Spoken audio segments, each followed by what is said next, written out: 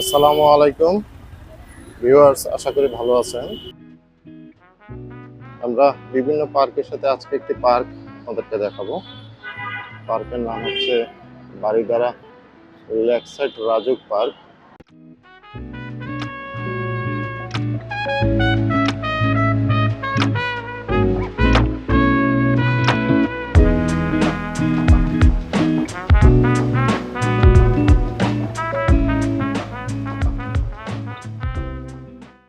আশা করি নাম শুনে বুঝতে পারছেন, কারণ এটি একদম লেকের পাড়ে অবস্থিত হওয়ার কারণে এই পার্কের নাম লেকসাইড পার্ক। খুবই সুন্দর একটি পার্ক, আশা করি সাথেই থাকবেন।